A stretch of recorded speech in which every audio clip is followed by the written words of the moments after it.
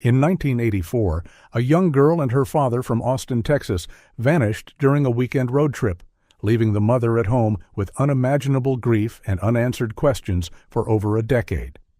But 16 years later, a junkyard owner finds something shocking among the discarded cars, a haunting discovery that would change everything.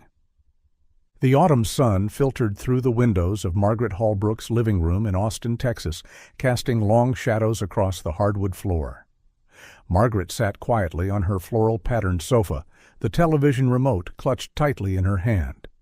Her mother, Doris, perched beside her, her face etched with the same anticipation and dread that had become ritual on this day each year. "It's almost time," Margaret whispered, her voice barely audible as she increased the volume on the television. The local news program flickered on screen, and Margaret leaned forward, her eyes never leaving the set. For 16 years, she had paid local news stations to broadcast a missing persons alert on this day, the anniversary of when her family was torn apart. As the commercial segment began, Margaret's breath caught in her throat. The screen displayed a family photograph, a handsome man with a thick mustache and warm eyes, standing proudly beside a small girl with a bright smile. Beside the photo was an image of a gleaming red Cadillac.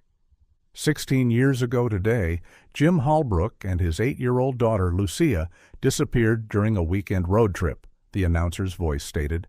They were last seen driving a 1979 red Cadillac DeVille, license plate THB143. If you have any information regarding their whereabouts, please contact the Austin Police Department. Margaret clicked off the television, unable to bear the weight of the silence that followed. She glanced at her mother, noting the grim expression that had settled on her lined face. "I'll go upstairs to freshen up," Doris said, squeezing Margaret's hand before rising slowly from the couch. Margaret nodded, watching as her mother disappeared up the stairs. Left alone with her thoughts, Margaret crossed to the bookshelf that lined the far wall of the living room. Her fingers trailed across the spines of several books before stopping at a worn, leather-bound photo album. She pulled it down and returned to the sofa, opening it with the care one might afford a sacred text. Page after page revealed moments frozen in time. Jim standing proudly next to that Cadillac he'd worked so hard to afford. Lucia on her first day of school. The three of them at Barton Springs, their faces alight with joy. Margaret traced the outline of her daughter's face with a trembling finger. "Where are you?" she whispered to the photograph, as she had countless times before. The shrill ring of the telephone cut through the silence, startling Margaret. She closed the album and set it aside before crossing to the kitchen to answer. "Hello?" she said, her voice slightly breathless. "Mrs. Holbrook, this is Officer Daniels with the Austin Police Department," came the reply. "I'm calling because we've just received a report of potential evidence being found at a junkyard in San Marcos. We believe it could be related to your husband and daughter's case." Margaret's free hand clutched the counter for support. "What kind of evidence?" "We'd prefer not to discuss details over the phone, ma'am. Would you be available to come identify what's been found? We can have a patrol car pick you up in about 10 minutes. "Yes," Margaret replied immediately, her heart pounding. "Yes, I'll be ready." She hung up the phone and hurried to the bottom of the stairs. "Mom," she called out. "The police just called. They found something at a junkyard in San Marcos. They think it might be connected to Jim and Lucia." Doris appeared at the top of the stairs, her face pale. "What did they find?" "They wouldn't say, but they're sending a car to pick us up in 10 minutes. Doris descended the stairs quickly, her earlier weariness forgotten. "I'm coming with you." They waited in tense silence until the patrol car arrived. The officer at the wheel introduced himself as Officer Martinez, but offered little conversation during the hour-long drive south to San Marcos. Margaret watched the familiar Texas landscape pass by in a blur, her thoughts racing with possibilities. Beside her, Doris clutched her purse tightly in her lap, her knuckles white. When they finally arrived at Hargrove's Auto Salvage, Margaret's stomach twisted at the sight of police vehicles and yellow crime scene tape cordoning off a section of the junkyard. Officer Martinez led them through the maze of junked vehicles toward a cluster of people gathered around something Margaret couldn't yet see. "Detective Reyes," Officer Martinez called out as they approached. "Mrs. Halbrook and her mother are here?" A tall man in plain clothes turned to greet them, his expression carefully neutral. "Mrs. Halbrook, Mrs. Barrett, I'm Detective Reyes. Thank you for coming so quickly." "What did you find?" Margaret asked, her voice steady despite the tremor in her hands. Detective Reyes stepped aside, revealing what the group had been surrounding. Margaret's legs nearly gave out beneath her. There, crushed almost beyond recognition, but still unmistakable, was a red Cadillac DeVille. The once gleaming paint was now dull and rusted in places, but there was no doubt in Margaret's mind. This was Jim's car, the one he had saved for years to buy, the one he had lovingly maintained, the one he and Lucia had driven away in 16 years ago. "Oh, my God," Doris whispered beside her, gripping Margaret's arm for support. Margaret approached the vehicle slowly, as if in a trance. The car had been partially crushed, presumably by the large excavator parked nearby. Police officers were photographing every angle of the vehicle, while others appeared to be taking measurements and searching the area around it. "We can't check the interior because of the condition," Detective Reyes explained gently. "But we need to confirm, is this your husband's car, Mrs. Halbrook?" Margaret circled the vehicle, her eyes scanning every detail. Finally, she stopped at what remained of the right rear wheel. She pointed to a small dent in the chrome wheel cover. "Jim hit a curb the week before they disappeared," she said, her voice distant. "We were going to get it fixed, but—" Her voice trailed off. She looked up at Detective Reyes, her eyes filled with tears she refused to shed. "Yes, this is their car." Detective Reyes nodded solemnly, then gestured to a man standing nervously at the edge of the crime scene. "This is Dean Latham, the owner of the junkyard. He's the one who called us." Dean stepped forward, wiping his hands on a rag before offering one to Margaret. "I'm so sorry, ma'am. I had no idea about the car's history, I swear. It was scheduled to be crushed this morning, and I was in my office afterward when I saw the missing persons segment on TV. I recognized the car immediately and called the police." "How did it get here?" Margaret demanded, ignoring his outstretched hand. "Who brought it in?" Dean shifted uncomfortably. "That's just it, ma'am. I don't have any record of it being brought in. It's not in our system at all." "That sounds suspicious," Doris said sharply. Detective Reyes held up a hand. "Mr. Latham was the one who alerted us to the car's presence, Mrs. Barrett. We have no reason to believe he was involved in its appearance here." "I've been trying to figure out how it got here myself," Dean insisted. "We have strict protocols for accepting vehicles, paperwork, IDs, the works." As he spoke, a woman in greasy overalls approached the group. "I saw Reed bring it in," she said. All eyes turned to her. "Reed?" Detective Reyes asked. "Reed Carraway," Dean explained. "He's my partner, runs the technical side of things. He's the head technician here." Detective Reyes immediately pulled out his phone. "We need to speak with him. Can you call him?"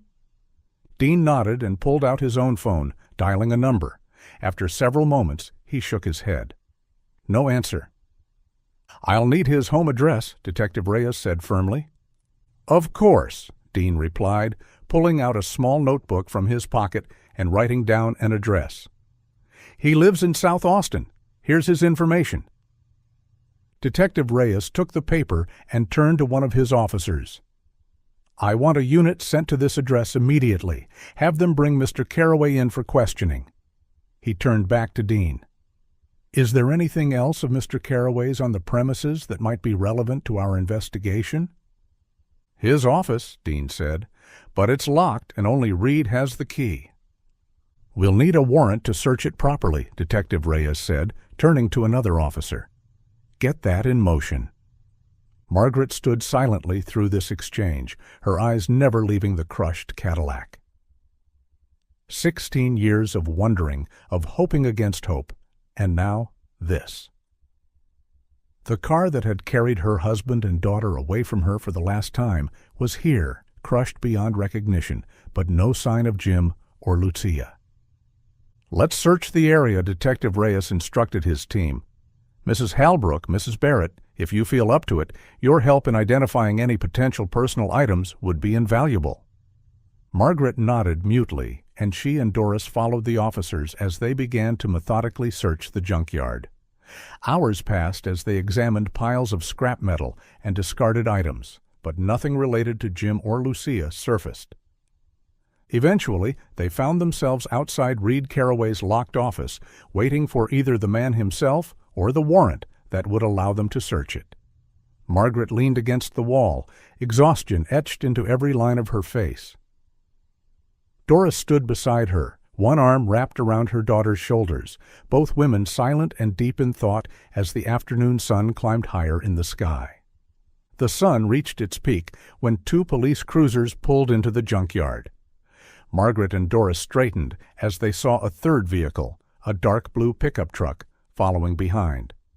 The truck parked a short distance away, and a man in his mid-20s climbed out. He had short brown hair and wore work clothes with the junkyard's logo emblazoned on the breast pocket. Detective Reyes approached him immediately. "Mr. Carraway?" The man nodded, a look of confusion on his face. "Yes, that's me. What's going on? The officers said you needed to speak with me urgently." "I'm Detective Reyes," the detective said, extending his hand. "We're investigating the appearance of a red Cadillac in your junkyard, one that's connected to a 16-year-old missing persons case." Reed's eyes widened slightly. "The car that was crushed this morning? I heard Dean called you guys about it."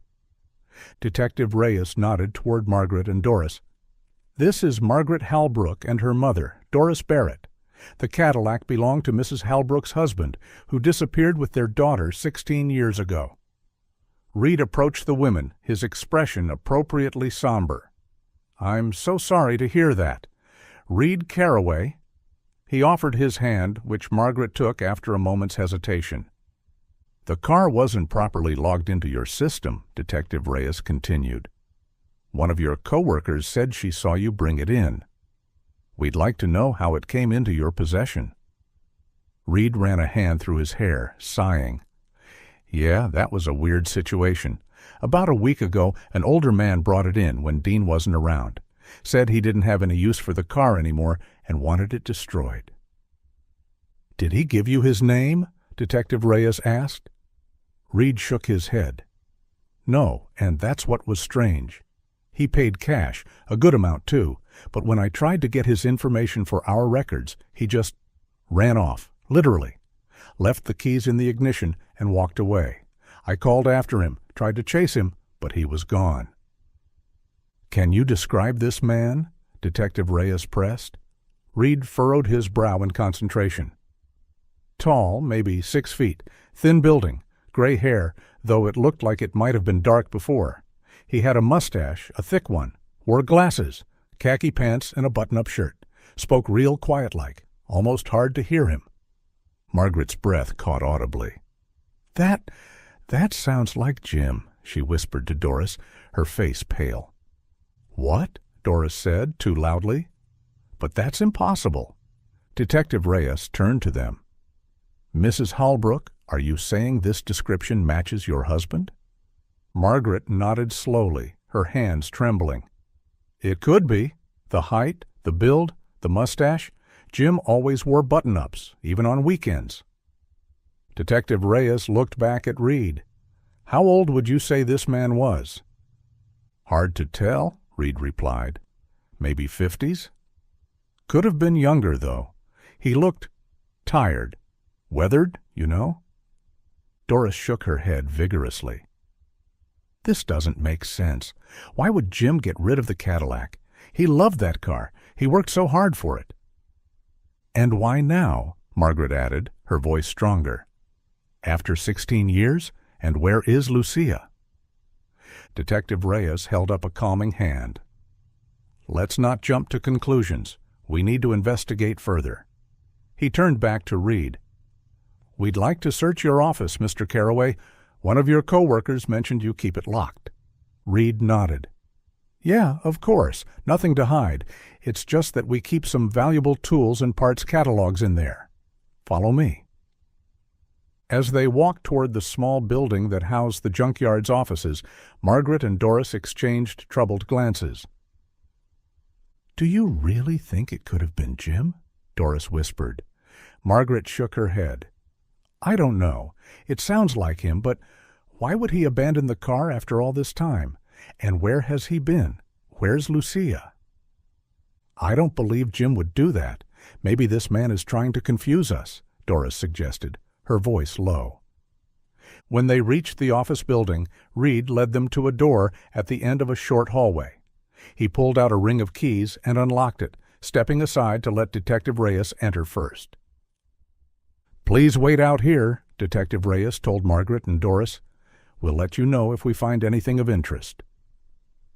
As the police entered the office, Doris suddenly clutched at her chest, her breathing becoming labored. "Mom?" Margaret said, alarmed. "What's wrong?"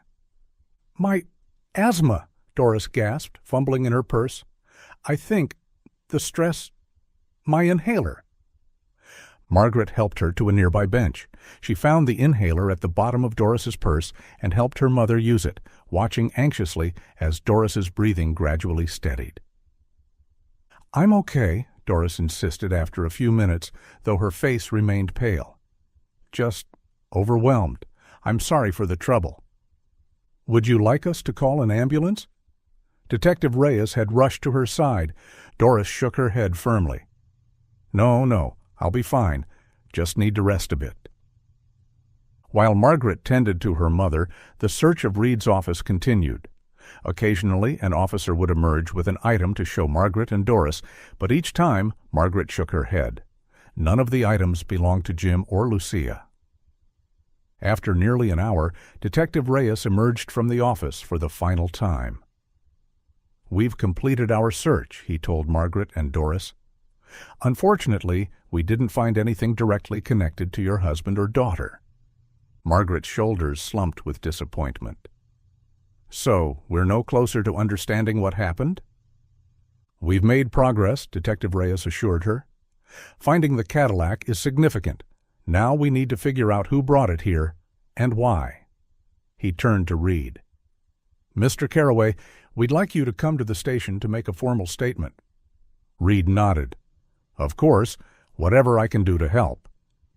"Mrs. Holbrook, Mrs. Barrett, we'd appreciate it if you'd come as well," Detective Reyes continued. "We'd like to review the case details with you in light of this new evidence." "We'll come with you," Margaret said firmly. "I'll drive my own car," Reed offered. "I'm heading back toward Austin anyway." Detective Reyes considered this for a moment, then nodded. "That's fine. We'll expect you there within the hour." As they walked back to the police cruiser, Margaret supported her mother, who was still slightly unsteady on her feet. "Are you sure you're up for this?" Margaret asked quietly. Doris squeezed her daughter's arm. "I wouldn't miss it for the world. If there's even a chance of finding out what happened to Jim and Lucia, I need to be there." They climbed into the back seat of the cruiser, watching as Reed got into his pickup truck. As the small convoy pulled out of the junkyard, the sun blazed high in the clear afternoon sky, casting sharp shadows across the crushed red Cadillac. The fluorescent lights of the Austin Police Department cast harsh shadows across the faces of everyone seated in the small conference room. Margaret and Doris sat on one side of the table, Detective Reyes and another officer across from them, while Reed Carraway had given his statement in a separate room. "Let's go through the timeline again," Detective Reyes said, opening a thick file folder. "Sometimes fresh eyes on old details can reveal something we've missed." Margaret nodded, her hands clasped tightly on the table. Jim and Lucia left on a Saturday morning. October 12th, 1984. Jim had his dental practice here in Austin. He was well respected, had built it from nothing. He had this distinctive style about him. The mustache, his colorful ties. His patients loved him. "And Lucia?" Detective Reyes prompted gently. A small smile touched Margaret's lips. She was 8, so bright, so full of energy. She adored her father, followed him everywhere when she wasn't in school. "You didn't go on the trip with them?" the second officer asked, making notes. Margaret shook her head. "Mom needed help that weekend. She was moving some furniture, rearranging her house after Dad passed. It was supposed to be just one night, a quick trip to Llano. Jim wanted to show Lucia the fall foliage in the hill country, maybe visit Enchanted Rock. They were supposed to be back Sunday evening." "And when did you first realize something was wrong?" Detective Reyes asked, though he surely knew the answer from the file before him. "Sunday night," Margaret replied, her voice growing distant. "Jim had promised to call when they left Llano. When I hadn't heard from him by dinner time, I tried the motel. They said Jim and Lucia had checked out that morning. I called his friends, relatives. No one had heard from them. By Monday morning, I went to the police." Doris reached over and squeezed her daughter's hand. "We've been looking ever since." Detective Reyes nodded solemnly. The investigation at the time was thorough. Officers checked surveillance footage from gas stations and stores along their route. They interviewed the motel staff, diners in the area. Jim's credit cards and bank accounts were never used again. His dental practice remained untouched. "The technology back then wasn't what it is now," the second officer added. "No cell phones to track, fewer cameras. We did what we could." "And now, 16 years later, his car shows up in a junkyard," Margaret said, her voice tight with emotion. "Brought in by a man who matches Jim's description." A heavy silence fell over the room. Detective Reyes closed the file folder and leaned forward, his expression serious. "Mrs. Halbrook, I have to ask, is it possible that your husband left voluntarily?" Margaret stiffened. "Number, absolutely not. We had a good marriage. He adored Lucia. His practice was thriving. There was no reason for him to leave." "People sometimes have secrets," Detective Reyes said gently.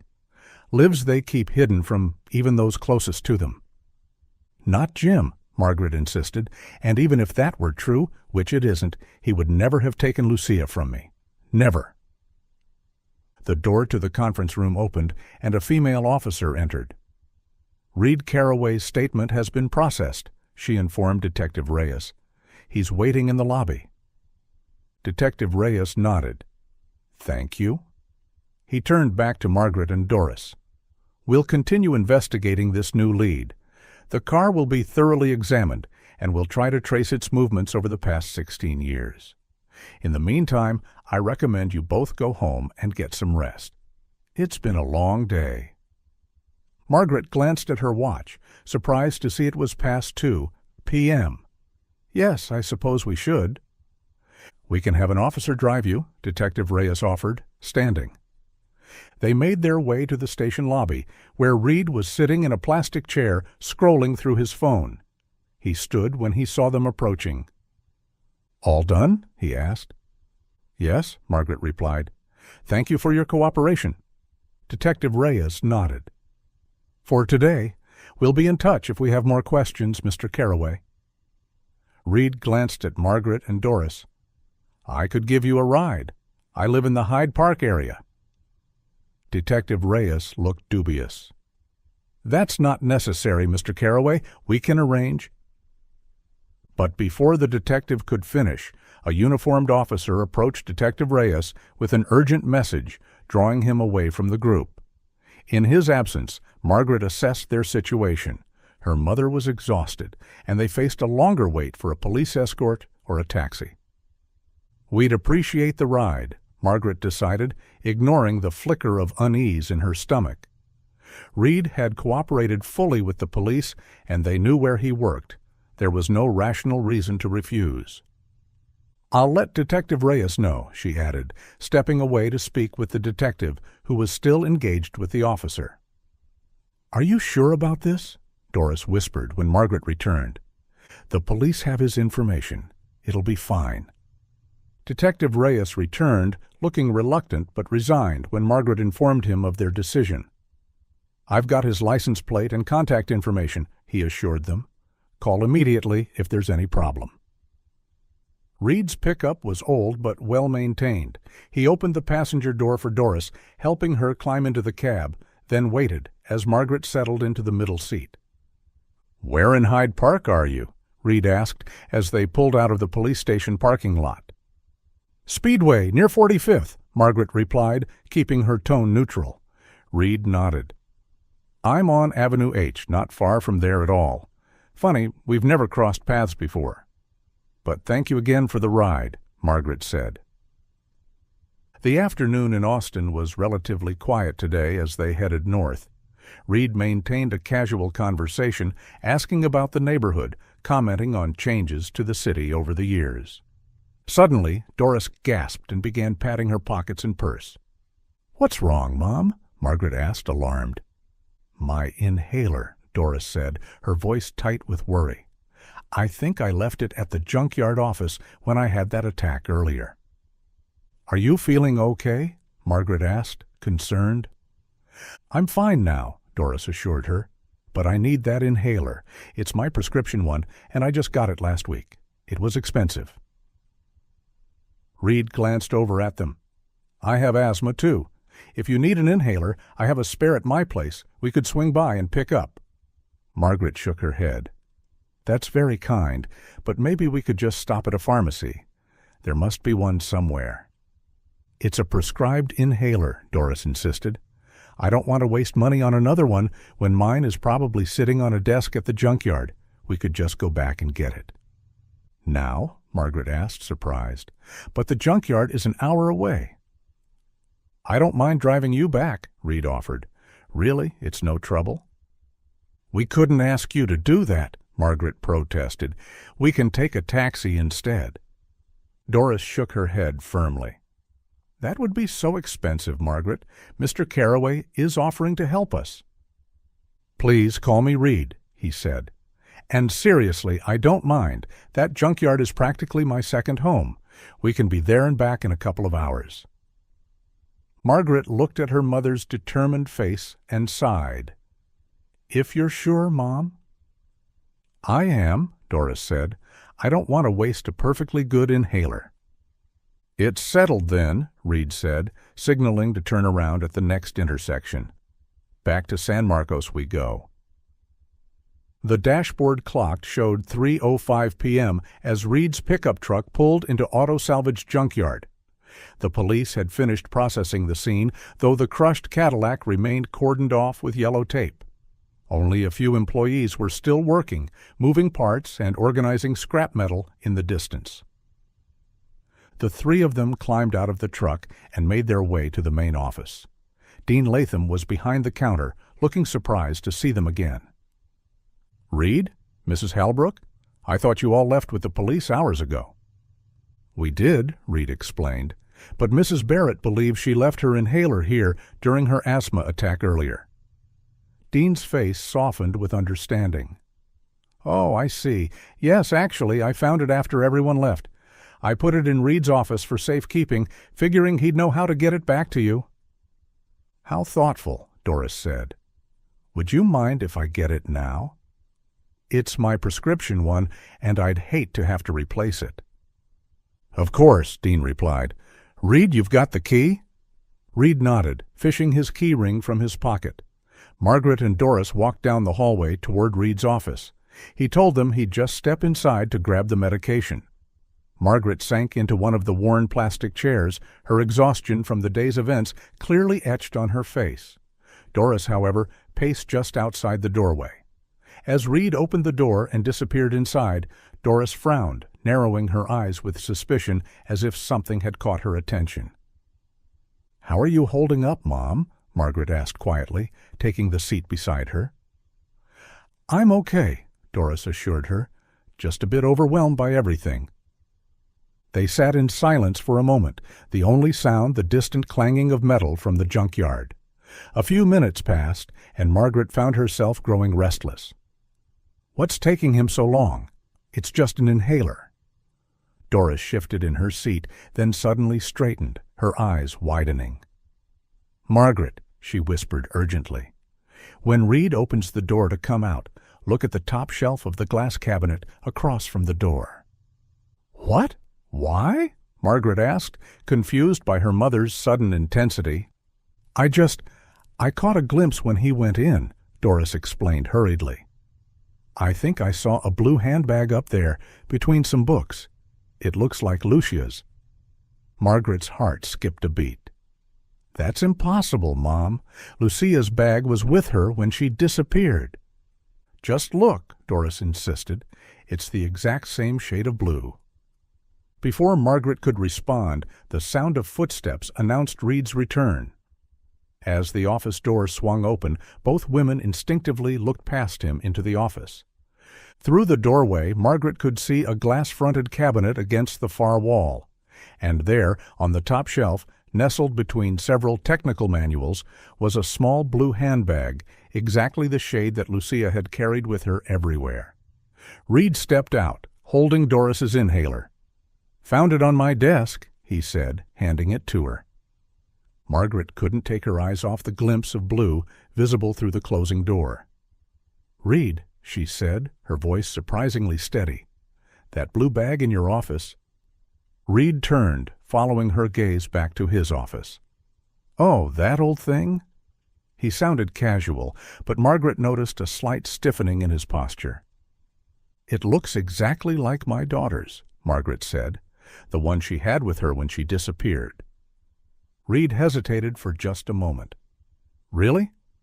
That's quite a coincidence." "Would you mind if I took a closer look?" Margaret asked, already rising from her chair. Reed seemed to consider this for a moment, then shrugged. "Sure, I guess. It's nothing special, just an old bag that belonged to my daughter." "I didn't know you had a daughter," Dean commented from behind the counter. Reed shot him a quick look. "She's not with us anymore. She, lives with her mother in Houston." Margaret and Doris followed Reed back to his office. He unlocked the door again and went straight to the cabinet, reaching up to retrieve the blue handbag from the top shelf. "Here it is," he said, handing it to Margaret. "My daughter wasn't much of a girly girl, but she got this for her birthday one year from school. Never really liked it or wanted to use it, so I just kept it here." Margaret took the bag with trembling hands. It was exactly the same size and style as the one she'd bought for Lucia in 1984. A small rectangular handbag with a white trim and a simple clasp. Lucia had saved her allowance for weeks to buy it, insisting it was grown-up enough for her to carry everywhere. "This looks like a vintage piece," Margaret said carefully, turning the bag over in her hands. "What year did your daughter receive this?" Reed shifted his weight from one foot to the other. "Oh, I don't remember exactly. A few years back." "It's identical to a bag that was popular in the early '80s, Doris remarked, watching Reed's face closely. "I'm surprised they still make them in this style." "Yeah, well, you know how fashion cycles back around," Reed said with a dismissive wave of his hand. "Vintage is in again, I guess." Margaret opened the bag, but it was empty. She examined the interior carefully, running her fingers along the lining. "It's in remarkably good condition for a child's bag." "Like I said, she barely used it," Reed replied. "You can keep it if you want. I've just been keeping it here, gathering dust." Margaret's head snapped up. "You'd give away your daughter's birthday present?" Reed shrugged. "It's not like she's missing it. Besides, if it brings you some comfort, reminds you of your daughter, why not?" "That's very generous," Margaret said slowly. "Are you sure?" "Absolutely," Reed said, his expression unreadable. "Didn't the police see this when they searched your office earlier?" Doris asked suddenly. Reed nodded. "Yeah, they looked at everything. I told them it was my daughter's, and they moved on. Just a personal item. Nothing suspicious about it." Doris took the bag from Margaret and turned it over, examining it more closely. Inside, she found a small white ribbon tag sewn into the lining. She squinted at it, then frowned. "There's no manufacturer information on this tag," she said, showing it to Margaret. "It looks like something was printed here before, but it's been erased somehow." Margaret leaned in to look. Sure enough, the white tag bore faint traces of what might have once been text, but it was now impossible to read. "That's strange," she murmured, then looked up at Reed. "What kind of birthday present doesn't have any tags or branding?" "I wouldn't know," Reed said, a hint of impatience creeping into his voice. "It was given by a friend at her school." Margaret ran her fingers over the material of the bag again, noting the familiar texture and weight of it. It felt exactly like Lucia's bag, the one she'd been so proud to carry, the one she insisted on taking everywhere, even on that final road trip with her father. "We'll keep it," Doris announced suddenly, clutching the bag to her chest. "If you're sure it's okay." "Like I said, it's just gathering dust here," Reed repeated, gesturing toward the door. "Now, if there's nothing else, I should probably be getting you two back to Austin." As they walked back through the junkyard toward Reed's truck, Margaret and Doris exchanged meaningful glances. Neither spoke until they were seated in the vehicle, and Reed had stepped away briefly to speak with Dean. "It's Lucia's bag," Doris whispered urgently. "I'm sure of it. The tag has been tampered with to remove the brand and production year." Margaret nodded, her mind racing. But how would Reed have Lucia's bag, and why would it be in his office? "I don't know," Doris replied, "but something isn't right here. First, Jim's car shows up in this junkyard, brought in by Reed, and now this bag that looks exactly like Lucia's is in his office?" "Let's not jump to conclusions," Margaret cautioned, though her own suspicions were mounting. "This could all be a strange coincidence." "Do you really believe that?" Doris asked, her eyes piercing. Before Margaret could respond, Reed climbed back into the driver's seat. "All set?" he asked cheerfully, as if the strange encounter with the blue handbag had never happened. "Yes," Margaret replied, forcing a smile. "Thank you again for your help today." Reed started the engine and pulled out of the junkyard. As they headed back toward Austin, Margaret clutched the blue handbag in her lap, her fingers tracing the familiar contours. The day had stretched into late afternoon as Reed's pickup truck rejoined the northbound traffic on Interstate 35.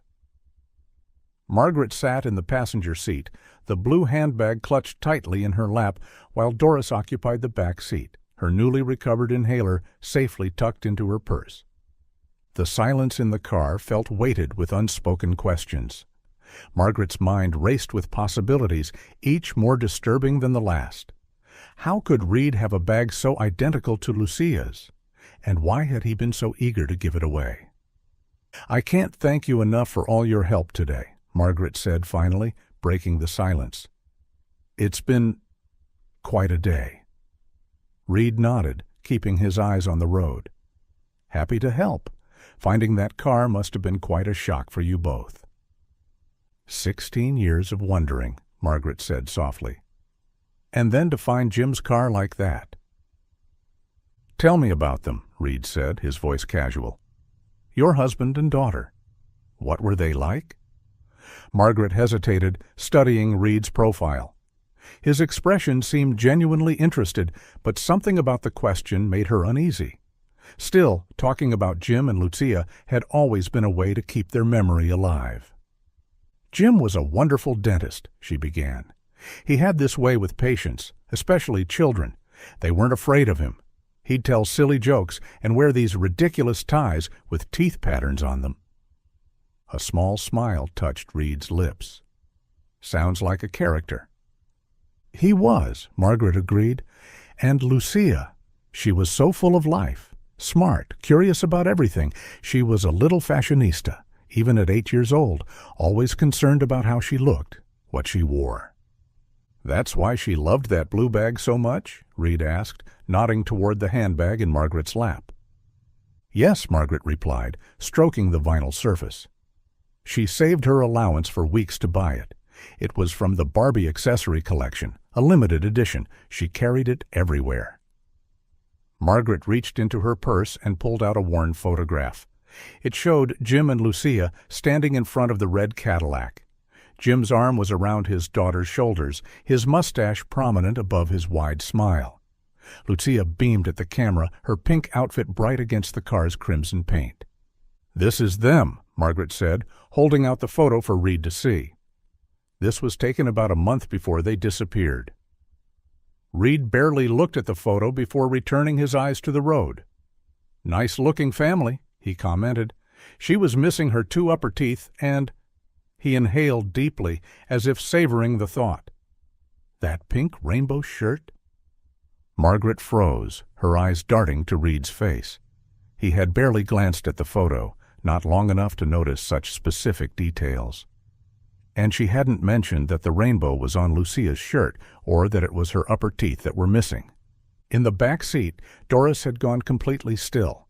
Margaret could feel her mother's eyes boring into the back of Reed's head. "Yes," Margaret said carefully, returning the photo to her purse with trembling hands. "That's right." The rest of the drive passed in uncomfortable silence. Margaret noticed Reed frequently glancing at her through the rearview mirror, though each time she looked up, his eyes would dart back to the road. She wasn't sure if he was watching her or the blue handbag she held. When they finally reached Margaret's house in North Austin, the relief was palpable. Reed pulled up to the curb and put the truck in park. "Here we are, safe and sound," he said with a smile that didn't quite reach his eyes. "Thank you again," Margaret said, her voice carefully neutral as she opened the door. "For everything." "My pleasure," Reed replied. "Let me know if you need anything else. I'm in the book, Reed Carraway." Doris had already exited the back seat and stood waiting on the sidewalk. Margaret joined her, and they both watched as Reed drove away, his truck disappearing around the corner. Without a word, they hurried up the walkway to the house. Margaret's hands shook as she unlocked the door, and once inside, she quickly locked it behind them, sliding the deadbolt into place. "Did you hear what he said in the car?" Doris asked immediately, her voice barely above a whisper despite the fact they were alone. "About Lucia's teeth and the rainbow shirt?" Margaret nodded, sinking into the nearest chair, the blue handbag still clutched in her hands. He couldn't have seen those details from just glancing at the photo while driving. Doris leaned forward, her eyes wide. "Margaret, is there any possibility that Reed could have known Lucia or Jim? That he's hiding something?" "Mom, that's a terrible accusation," Margaret said, though her voice lacked conviction. "We don't have any evidence. Maybe he had sharp eyes, it could be. Some people have photographic memories." They were both silent. Margaret stared down at the handbag, turning it over in her hands. "If this was really Lucia's handbag, it would have her name in it," she said slowly. "Remember, I used to write her name with a permanent marker on all her belongings so they wouldn't get switched with her friends?" "I remember," Doris nodded. "She was very angry when I wanted to write her name in this handbag," Margaret continued, a distant smile touching her lips at the memory. "So we decided to stick a sticker inside for identification instead." She looked up at her mother. "Plus, this bag style was quite popular back then. I bought her the original limited edition Mattel Barbie accessory pack. We saw other children her age with similar bags in different colors. There were even other brands that made similar models and sold them at department stores." Doris nodded, but her expression remained troubled. "Still, it's an awful lot of coincidences, don't you think?" Margaret fell silent, running her fingers along the seams of the handbag. The material felt right, exactly as she remembered Lucia's bag, and the white tag inside with its mysteriously erased printing. "Let's go to an antique shop," Doris said suddenly. "Have an expert there check this bag. If it's truly a vintage piece from the 80s, they'll be able to tell us, and we'll go to the police." Margaret considered this for a moment, then nodded decisively. "You're right. Let's get an expert opinion. If this really is from the Mattel limited edition collection, someone who knows vintage items would be able to confirm it." She rose from her chair, the blue handbag still in her hand. "I'll get the car keys," Margaret said, her voice stronger now. "There's that antique shop on Burnett Road. If we hurry, we can get there before they close." Doris stood as well, her earlier exhaustion seemingly forgotten in the face of this new lead. "Let's go. We need to know what we're dealing with." As they headed for the door, Margaret clutched the blue handbag tightly. Margaret's sedan pulled out of the driveway and into the golden light of the late afternoon. She gripped the steering wheel tightly, while Doris sat beside her, the blue handbag nestled securely in her lap. "Burnett Antiques should still be open," Margaret said, checking her watch. "Mr. Keller has always been knowledgeable about vintage collectibles." Traffic was moderate as they made their way across town, neither woman speaking much. The weight of the day's discoveries hung between them, first Jim's crushed Cadillac, and now this handbag that so closely resembled Lucia's prized possession. "Do you really think this could be Lucia's bag?" Doris asked quietly, tracing the white trim with her fingertip. Margaret kept her eyes on the road. "I don't know what to think anymore, Mom. If it was Lucia's and Reed was lying, why would he keep it all these years?" 20 minutes later, they pulled into the small parking lot of Burnett Antiques, a modest storefront wedged between a bakery and a hardware store. A bell jingled as they pushed open the door, and the scent of old books and furniture polish enveloped them. The shop was cluttered but organized, with glass display cases containing jewelry and small collectibles, while larger furniture pieces were arranged throughout the open space. A man in his 60s looked up from behind the counter, smiling in recognition. "Mrs. Halbrook, Mrs. Barrett," he greeted them. "What a pleasant surprise. How can I help you ladies today?" "Hello, Mr. Keller," Margaret replied. "We were hoping you might be able to tell us something about this handbag." She gestured to Doris, who placed the blue bag on the counter.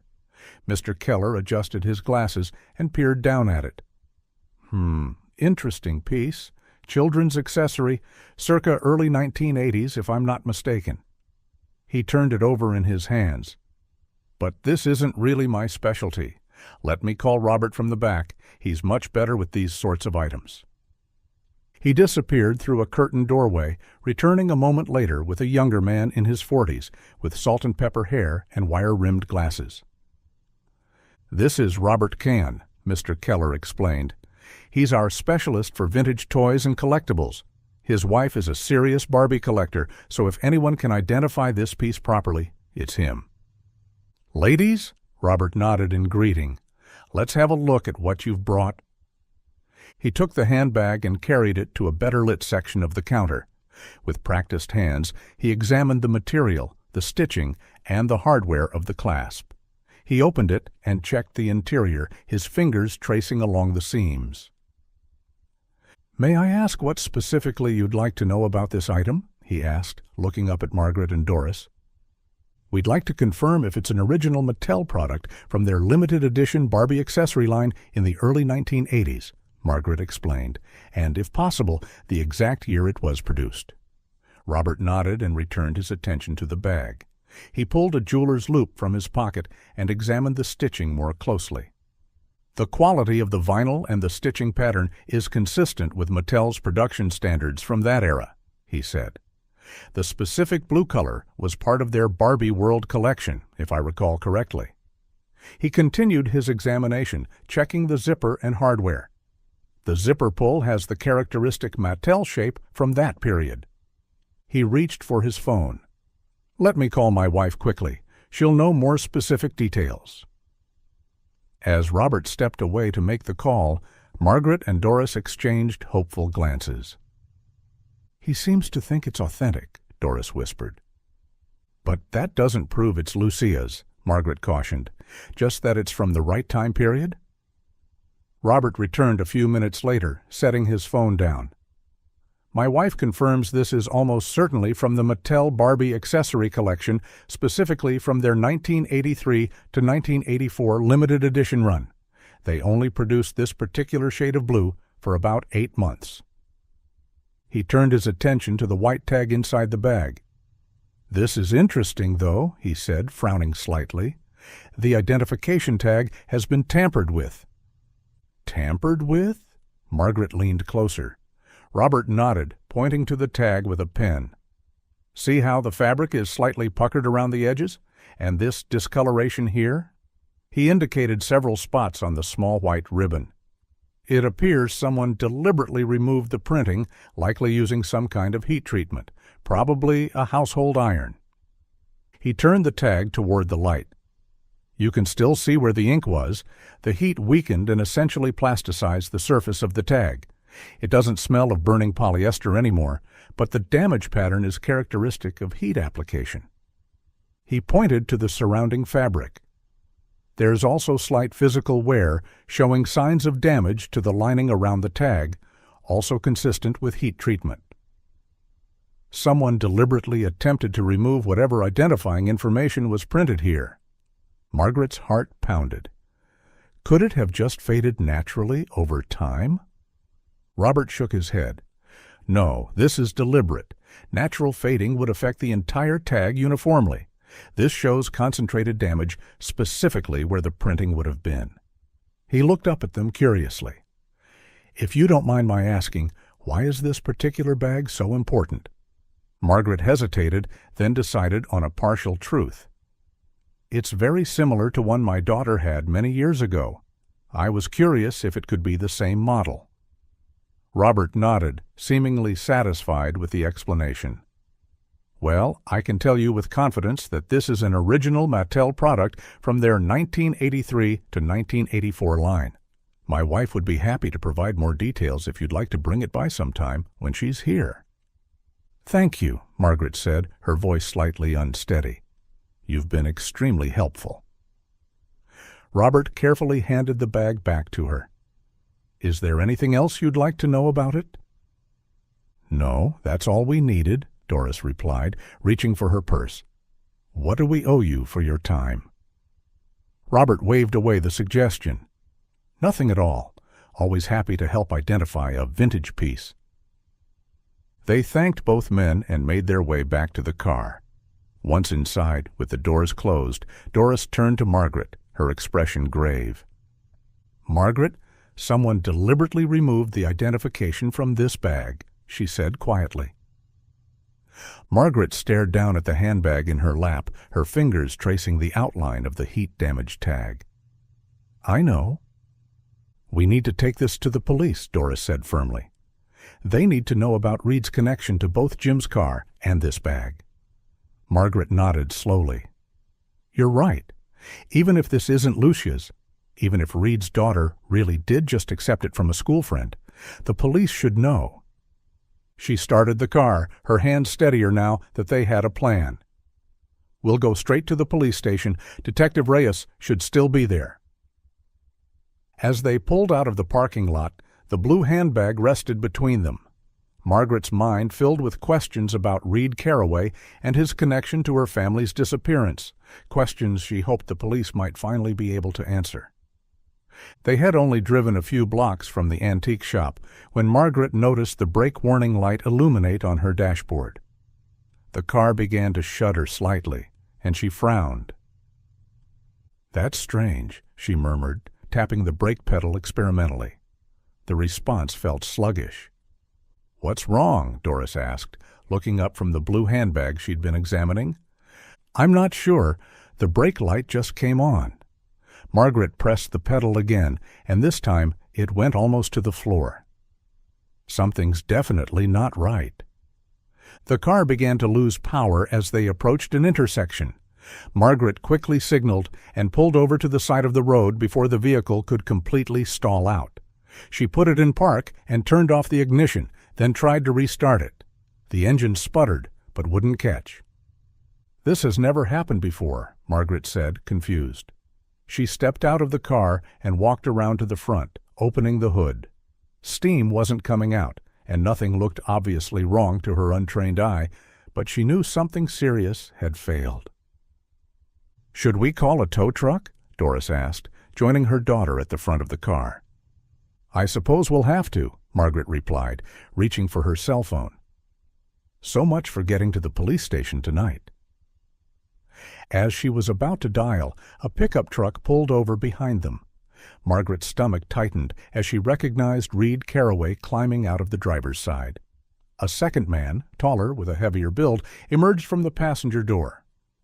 "Margaret? Doris?" Reed called, approaching them with a look of concern. "Everything okay?" "I was just driving by and saw you pulled over." Margaret forced a smile, though unease prickled at the back of her neck. "What a coincidence! We're having some car trouble. The brake light came on, and then the car just lost power." Reed and his friend moved to the front of the car, peering under the hood. "This is my buddy, Jason," Reed said, gesturing to the other man. "He's pretty good with cars." Jason nodded at them before bending to examine the engine. "What happened exactly?" Margaret repeated the symptoms while Jason prodded at various components. After a few minutes, he straightened up, wiping his hands on his jeans. "Looks like your brake line is leaking fluid," he said, "and it might have affected your transmission, too. Not safe to drive like this." "Can you fix it here?" Margaret asked. Jason shook his head. "Nah, this needs proper tools. Parts, too, probably." Reed stepped forward. "Where were you headed? Maybe we can give you a lift?" "We were going to the police station, actually," Doris said, clutching her purse tightly. "The police station?" Reed's eyebrows rose. "Everything okay?" "Yes, just some follow-up about Jim's car," Margaret said vaguely, reluctant to mention the handbag. "Well, I can call for a tow and have your car brought to the junkyard," Reed offered. "We've got all the tools there, and I can get it fixed up for you.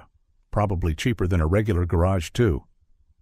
"That's very kind," Margaret began, "but—" "We'd like to go to the police station first," Doris interrupted firmly. "We can deal with the car afterward." Reed and Jason exchanged a quick glance that Margaret almost missed. "Mom," Margaret said, touching Doris's arm, "maybe it makes more sense to deal with the car first. We can always call Detective Reyes from the junkyard if needed." "Margaret's right," Reed said smoothly. "No sense letting the car sit out here all night. Let me call our truck from a friend's company, and we'll get this sorted out." Before either woman could protest further, Reed had pulled out his phone and made a call. "They'll be here in about 10 minutes, he announced after a brief conversation. The next several minutes passed in uncomfortable silence. Margaret could feel Doris's disapproval radiating beside her, and she could understand her mother's sudden hostility toward Reed. Yes, the coincidences were troubling, but Reed had been nothing but helpful since they'd met, and maybe he could explain about the bag to police, too.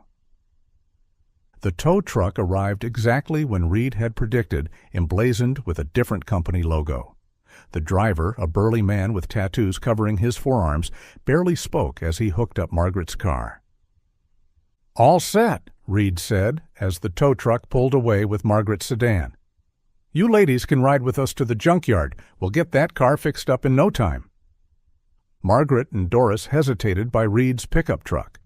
Doris lingered by the rear bumper, her eyes narrowing as she studied the license plate. "You coming?" Reed called, already climbing into the driver's seat with his tall friend next to him. "Yes, of course," Margaret replied, opening the passenger door. Doris remained where she was, staring at the plate number. "Mom?" Margaret called. With visible reluctance, Doris finally moved toward the truck. As she climbed into the back seat, she whispered very lowly in Margaret's ear, "I don't like this idea. I have a bad feeling about this. We should have called the police for help." Margaret patted her mother's hand reassuringly, but a flicker of doubt had ignited in her mind. Why had Reed appeared so conveniently just as their car broke down? And why was he so insistent on taking them to the junkyard? "Actually, Reed, I've changed my mind," she said. "It would be more helpful if you could drop us off at the police station instead of heading back to the junkyard." "Sure," Reed said. As Reed navigated through the streets, Margaret noticed that Doris was hunched over in the back seat, her hands hidden in her lap. She realized her mother was surreptitiously texting on her phone, shielding the screen from view. After about 15 minutes of driving, Margaret frowned, looking out the window at unfamiliar surroundings. "Reed, this doesn't seem like the way to the police station." "Taking a shortcut," he replied, not meeting her eyes in the rearview mirror. "Less traffic this way." Jason, who had been mostly silent until now, turned in his seat to look back at them. His expression had hardened, all previous friendliness gone. "Reed," Doris said sharply, "where are you taking us?"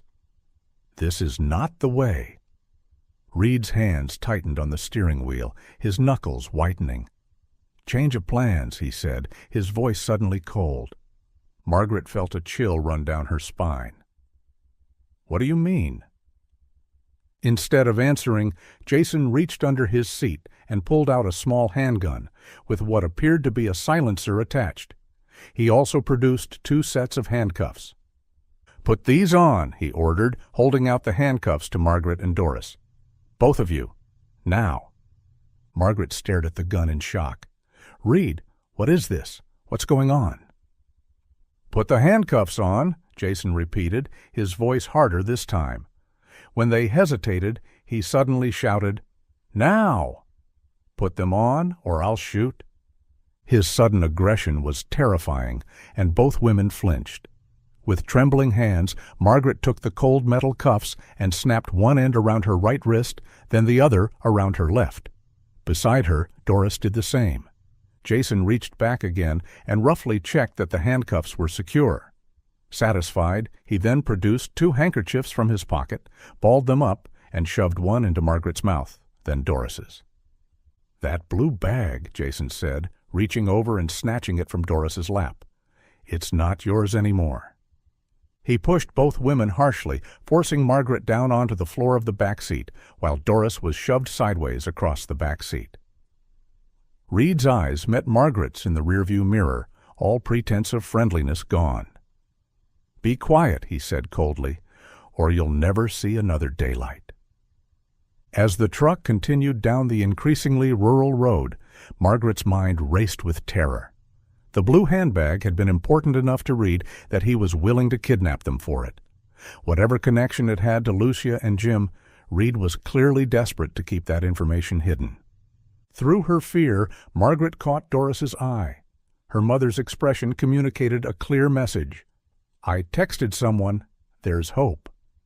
Reed turned the truck onto a narrow dirt road, trees closing in around them as they left civilization behind. Margaret closed her eyes briefly, praying that whoever Doris had contacted would find them before it was too late. The dirt road twisted through dense cedar trees for several miles before opening onto a clearing. In the fading light of early evening, Margaret could make out a dilapidated farmhouse with peeling white paint and a sagging porch. Nearby stood a battered camper trailer, its once white exterior now a dingy gray. No other vehicles were visible, and the property appeared isolated from any neighboring farms. Reed parked the truck about 50 yards from the house and turned off the engine. Jason kept the gun trained on Margaret and Doris as Reed came around to open the back door. "Get out," he ordered, roughly pulling Margaret from the floor of the truck. Doris followed, her legs unsteady after being cramped in the back seat. With their hands cuffed in front of them and gags still in their mouths, the women were helpless as Reed and Jason marched them toward the farmhouse.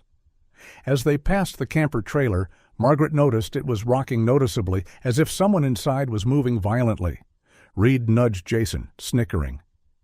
"Looks like the boss is having his good time in there," he said, nodding toward the shaking trailer. Jason laughed. "Yeah, we should wait until he's finished before giving him a new headache to deal with." He shoved Margaret forward. "These 2 women are gonna be trouble."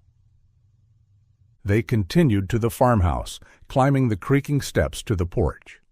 Reed pushed open the front door, revealing a dim interior that smelled of mildew and cigarette smoke. They were guided through a cluttered living room and down a hallway to what appeared to be an office. A desk with an old computer and telephone sat in one corner, while filing cabinets lined the opposite wall. An older man with graying hair sat in a chair near the window, reading a newspaper. He looked up as they entered, his weathered face expressionless. "Watch these 2, Reed instructed him as Jason removed the gags from Margaret and Doris's mouths. "We're gonna get something to eat before the boss is done." The older man nodded, setting his newspaper aside. "Don't talk to the prisoners," Jason added sharply. "Same as always." Reed produced a length of chain which he used to secure Margaret and Doris's handcuffs to a heavy metal radiator in the corner of the room. Once satisfied they couldn't escape, he and Jason left, closing the door behind them. As soon as they were alone with the older man, Margaret began to plead. "Please help us. We haven't done anything wrong." "My daughter is the police detective," Doris added desperately. "She'll find us. If you help us now, they'll go easier on you." The older man remained silent, picking up his newspaper again, but not actually reading it. "Please," Margaret continued, her voice cracking. "We're just trying to find my daughter and husband. They disappeared 16 years ago." For several minutes they continued calling out, begging for help, explaining their situation. The older man ignored them, occasionally glancing toward the door as if worried someone might overhear. Finally, after what seemed like an eternity, the door opened. The older man stood quickly, looking alarmed, but it was only him coming back into the room. He approached them with a stern expression. "Be quiet," he hissed harshly, "or they'll hurt you. You don't know what they're capable of." "Please," Doris said, her voice softer now. "I'm Doris Barrett, and this is my daughter, Margaret Holbrook. We're looking for my granddaughter, Lucia Holbrook. She was only 8 years old when she disappeared with her father 16 years ago. If she's here, please, just let us know." The older man studied them with hard eyes, his expression unreadable. Then he glanced toward the hallway, listening for any sign of Reed or Jason returning. Apparently satisfied they were alone, his face softened almost imperceptibly. "They call her Samantha in here," he said, his voice barely above a whisper. "But I knew her name was Lucia, because that's what they called her before they changed her name 4 years ago." Margaret gasped, her knees nearly buckling. "She's here? My Lucia is here?" The older man nodded curtly. "Keep your voice down," he warned. "Please help us," Margaret begged, tears streaming down her face. "You look different from those people. I can see you're a good man." "I can be a dead man for being a good man now," he replied grimly. "You don't know who you're dealing with." "Our years are short anyway, sir," Doris said, her voice gentle but urgent. "Soon we're going to die and live in a different world according to our deeds. Please, help us." The man seemed to wrestle with himself, conflict evident in his lined face. Then they heard footsteps in the hallway, and Doris whispered, "Please," once more. The older man exhaled heavily, as if making a momentous decision. "I do this for Samantha," he muttered, pulling a cell phone from his pocket. With trembling fingers, he quickly dialed 911, whispered the farmhouse's location, and hung up, slipping the phone back into his pocket just as the door opened. 3 men entered the room: Reed, Jason, and a large, muscular man dressed only in a dirty white tank top and boxer shorts. His bare legs were covered in coarse hair, and his arms bore faded tattoos. Margaret felt sick just looking at him, especially when she realized this must be the boss Reed had mentioned. "What are you doing in here, Micah?" the boss demanded, his voice a deep rasp. "You're not supposed to be with the prisoners." The older man, Micah, took a step back, his face suddenly fearful. "These women were noisy, brother. I was just telling them to be quiet, that's all." The boss studied him suspiciously, his eyes narrowing. "Search him," he ordered Reed and Jason. "If you find anything, deal with him." He fixed Reed with a meaningful stare. "Can you do that?" Reed nodded without hesitation. "Yes, boss." Reed and Micah left the room, leaving Margaret and Doris alone with Jason and the boss. The large man approached them slowly, his eyes traveling over their bodies in a way that made Margaret's skin crawl. "So," he said, his voice thick with something that turned Margaret's stomach, "Reed tells me you're here for Samantha." He reached out and touched Margaret's hair, then leaned in to smell it. "I like older women, too, not just the young ones." Margaret jerked away from his touch, her handcuffs rattling against the radiator. "Give her back to us," she demanded, summoning courage she didn't know she possessed. The boss laughed, a deep, unsettling sound. "That can't happen, but I'll tell you what I can do." He turned to Jason. "Bring them in." Jason nodded and left the room, returning moments later with 3 women. They appeared to be in their mid-20s, all with similar builds and long brown hair. They stood with their heads bowed, not making eye contact with anyone. "Here's the game," the boss announced, clearly enjoying himself. "Pick which one is Samantha. No discussion allowed. You both have to point at the same time, and if you both get it right, I'll let you see her. Just see her, mind you." He grinned, revealing yellowed teeth. Margaret and Doris studied the 3 women desperately. They all had similar hair color to Lucia, though they were now grown women rather than the 8-year-old girl Margaret had last seen. Margaret searched their faces for any hint of the daughter she had lost, any echo of the child she had raised. One woman, standing slightly to the left, had a small scar near her right eyebrow, just like the one Lucia had gotten falling off her bicycle when she was 6. Margaret's heart thundered in her chest as she raised her cuffed hands to point. "1, 2, 3, point!" the boss shouted. Margaret and Doris both pointed to the same woman, the one with the small scar. The boss's laughter filled the room. "Well, I'll be damned. Family really can tell each other apart, can't they?" He gestured to the other 2 women. "Take these 2 away." Jason escorted the other women out, leaving the boss, Margaret, Doris, and the woman they'd identified as Lucia Samantha in the room. "Lucia?" Margaret whispered, her voice breaking. "Sweetheart, is it really you?" The young woman didn't respond or even look up. Her expression remained blank, her eyes distant, as if she had retreated deep inside herself. "Now for the real fun," the boss said, his voice dropping to a menacing tone. "Samantha, strip." Margaret and Doris gasped in horror. "No!" Margaret cried. "Please, don't do this to her." "Leave her alone," Doris added, her voice shaking with anger and fear. The boss ignored them, focusing on Samantha. "I said strip. Now." To Margaret's horror, Samantha began to comply, her movements mechanical and her expression still vacant. She showed no emotion, no resistance, as if she had performed this act countless times before. "That's it," the boss encouraged, then suddenly held up his hand. "Wait, I have a better idea." He turned to Margaret with a cruel smile. "More flavors would be nice?" He approached Margaret and unlocked the chain from the radiator, though he left her handcuffs on. Grabbing her roughly by the arm, he dragged her to the center of the room, positioning her between Doris and Samantha. "I like older women, too," he repeated, running a thick finger down Margaret's cheek. "Samantha, strip her for me." "No," Margaret gasped, looking desperately at the young woman. "Lucia, I'm your mother, please." Samantha hesitated, something flickering briefly in her eyes, but her face remained expressionless as she took a step toward Margaret. Margaret tried to back away, but the boss held her firmly in place. "I like to play with my prey before consuming them," he said, laughing as Margaret struggled against his grip. With a sudden violent movement, he tore Margaret's blouse at the shoulder, exposing her skin.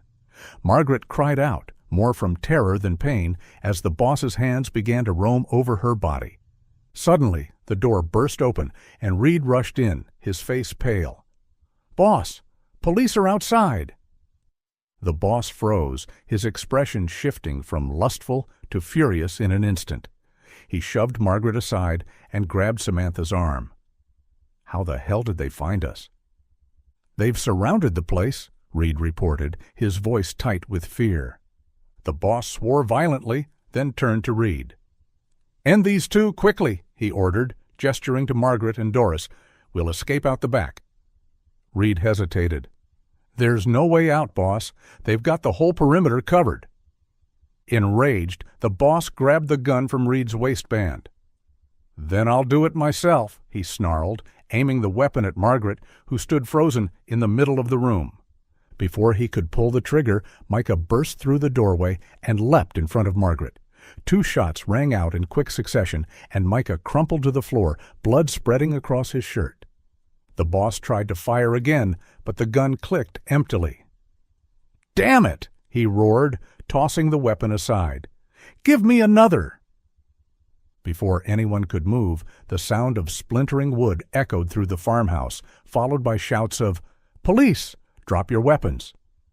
Within seconds, armed officers flooded the room, their weapons trained on Reed, Jason, and the boss. Jason immediately raised his hands in surrender, as did Reed. The boss, however, lunged toward the nearest officer. A shot rang out, and the boss staggered back, clutching his thigh where the bullet had struck. Instead of falling, he laughed, a chilling, manic sound. "Do you know how many bullets I've taken in my life?" he taunted, blood seeping between his fingers. Another officer fired, striking him in the shoulder. This time, the boss fell to his knees, his face contorted with pain, but still defiant. As the officers secured the scene, handcuffing the 3 men, paramedics rushed to Micah's side. Margaret, freed from her handcuffs by a female officer, immediately went to Samantha, who stood motionless in the chaos, her eyes vacant. "Lucia?" Margaret whispered, reaching out to touch her daughter's face. "It's me. It's Mom." There was no response, no recognition in those empty eyes. Whatever horrors Lucia had endured over the past 16 years had left deep scars, not all of them visible. Doris, also freed from her restraints, joined them, tears streaming down her face as she looked at her granddaughter. "We found her, Margaret," she sobbed. "We finally found her." As the paramedics worked to stabilize Micah and the police led the handcuffed criminals away, Margaret held her daughter close, silently vowing that whatever it took, however long it might be, she would help Lucia find her way back from the darkness that had claimed her. The flashing lights of police cruisers and ambulances bathed the farmhouse property in alternating red and blue. Officers swarmed the area, securing the scene and collecting evidence, while paramedics attended to the injured and traumatized. Margaret watched in a daze as Reed, Jason, and the man they called Boss were led from the farmhouse in handcuffs. Reed kept his head down, avoiding eye contact with anyone, while Jason stared straight ahead, his face expressionless. The boss, despite his gunshot wounds, continued to smirk and laugh as officers shoved him into a waiting police cruiser. "Ma'am, we need to get you checked out," a female paramedic said gently, guiding Margaret toward one of the ambulances. Doris was already seated on the bumper of another ambulance, a blanket wrapped around her shoulders as a medic examined the abrasions on her wrists from the handcuffs. Margaret allowed herself to be led, her eyes never leaving Samantha Lucia, who was being attended to by another paramedic. They had wrapped her in a thick blanket, and she sat motionless on a stretcher, staring at nothing. "You have a small laceration on your shoulder," the paramedic told Margaret, cleaning the area where the boss had torn her blouse. "It doesn't need stitches, but we should bandage it to prevent infection." Margaret barely heard her. "My daughter," she said, her voice hoarse. "Is she all right?" The paramedic followed her gaze. "Physically, she appears uninjured," she said cautiously, "but she's not responding to questions. The doctor will want to evaluate her for psychological trauma when we get to the hospital." Margaret nodded numbly as the paramedic applied a bandage to her shoulder and wrapped a blanket around her. Across the yard, Doris had finished being examined and was making her way toward them, her face drawn with exhaustion, but her eyes alert. "How is she?" Doris asked, nodding toward Lucia. "In shock," Margaret replied, her voice breaking. "She doesn't recognize us, Mom." "Give her time," Doris said, squeezing Margaret's arm. "She's been through so much." A commotion near the farmhouse drew their attention. Paramedics were rushing a stretcher toward an ambulance. Micah, the older man who had saved Margaret's life. His chest was covered in blood-soaked bandages, and one medic was holding an IV bag above him as they moved. "We need to leave immediately," one of the paramedics called out. "He's lost a lot of blood. We need to get the bullets out." As they loaded Micah into the ambulance, a young officer approached Margaret and Doris. "The medics want to transport your daughter to the hospital right away," he explained. "She needs to be evaluated by specialists. They've advised you should be checked out more thoroughly as well." "Of course," Margaret said, her eyes still on Micah's ambulance as the doors closed. "That man, Micah, he saved my life. Will he be all right?" The officer's expression was carefully neutral. "They're doing everything they can for him. He's conscious and strong, according to the medics."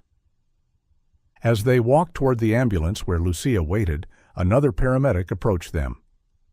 "Before we go," he said, "I thought you should know. Micah was able to tell us a few things while we were treating him. He said his name is Micah Carraway, and Reed Carraway is his son." Margaret stopped in her tracks. "His son?" The paramedic nodded. "He also said Reed works for Charlie Kearns, the big guy in the tank top. Apparently, Kearns is Micah's stepbrother." Doris shook her head in disbelief. That poor man, his own son, abandoned him for a monster. "We need to go now," the paramedic said, guiding them toward the ambulance. "The detectives will speak with you at the hospital." Margaret and Doris climbed into the ambulance beside Lucia, who sat still and unresponsive, her eyes fixed on some distant point. As the doors closed and the vehicle began to move, Margaret reached out tentatively to touch her daughter's hand. "Lucia," she whispered, "we're here now. You're safe." There was no response, not even a flicker of recognition in those vacant eyes. Margaret exchanged a worried glance with Doris, who reached over to squeeze her shoulder supportively. The drive to the hospital passed in a blur of sirens and lights. Upon arrival, they were separated. Lucia taken to a treatment room for evaluation, while Margaret and Doris were guided to another area for more thorough examinations. When the doctors finally cleared them, they were led to a quiet consultation room to wait. Margaret sank into a chair, the events of the day catching up to her all at once. "I can't believe we found her," she said, her voice barely above a whisper. "After all these years." "I know," Doris replied, taking the seat beside her. "It's like a miracle.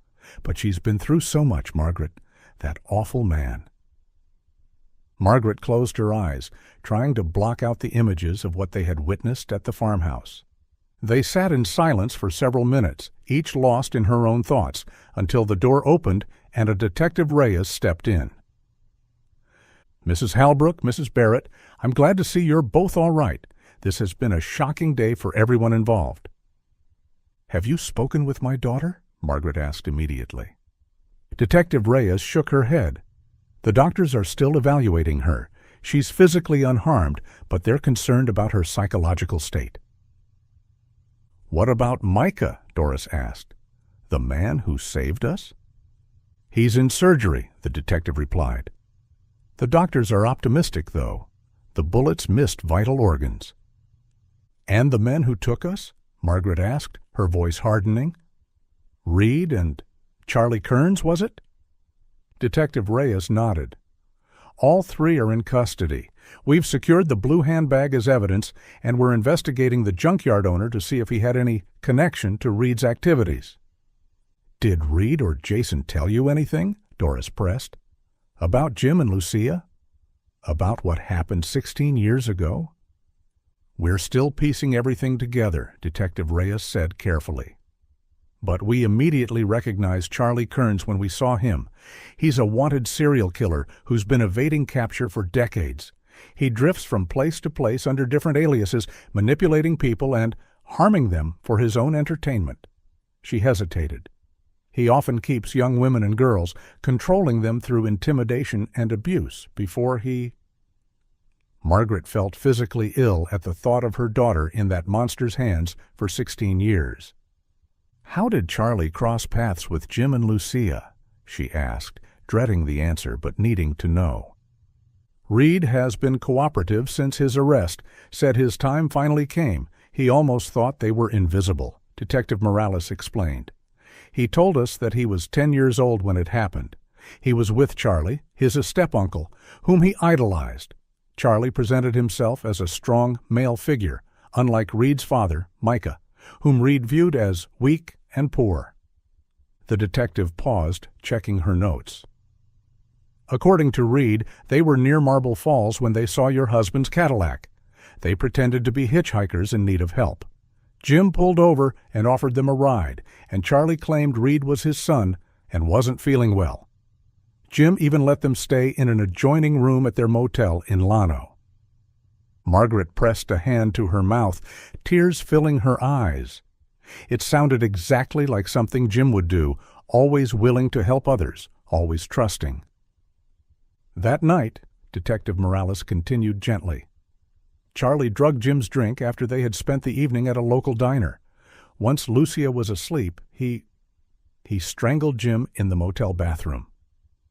Doris let out a small cry of anguish, and Margaret reached for her hand, squeezing it tightly as the detective continued. "Charlie staged the scene to make it appear as if Jim had left voluntarily.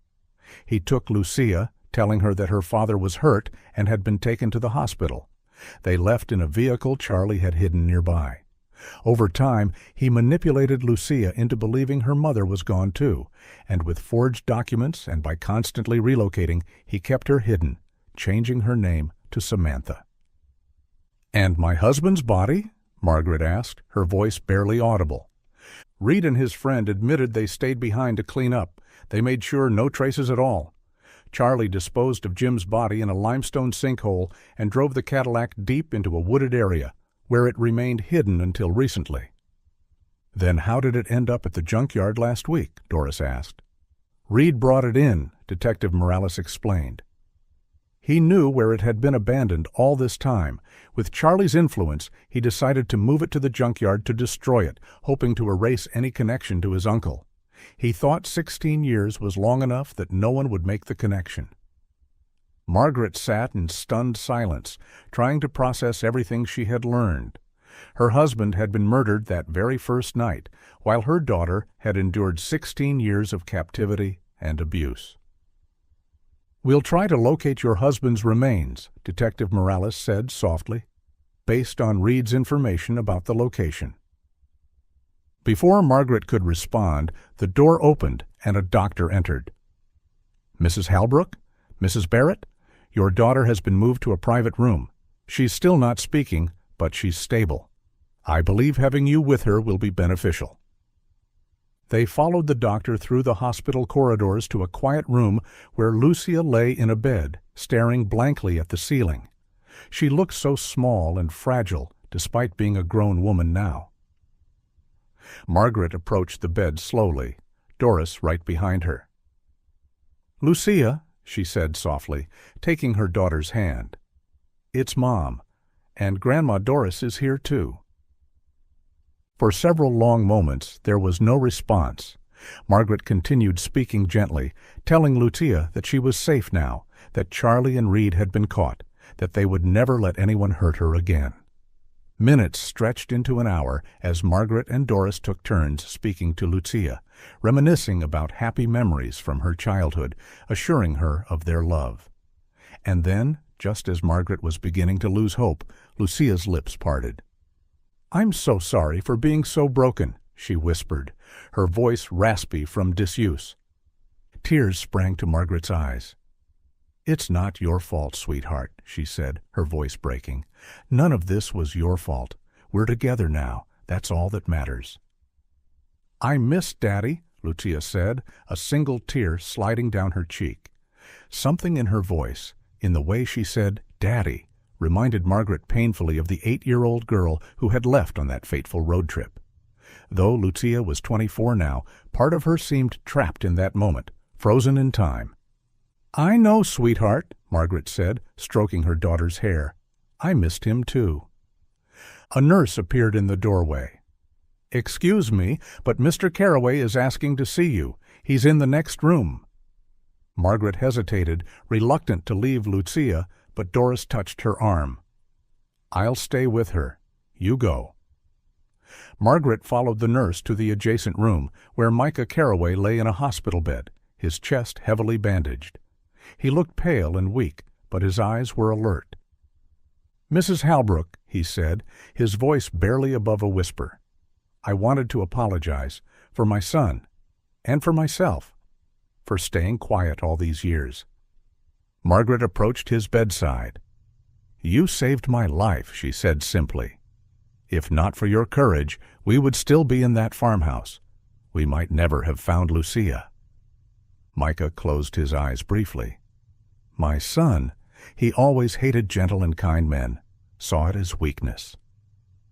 "So, when they hitchhiked," Margaret said slowly, understanding dawning, "pretending they needed help, and my husband helped them. They saw him as a suitable prey because he was kind." Micah nodded weakly. "I hope someday you can find it in your heart to forgive me." Margaret reached out and gently squeezed his hand.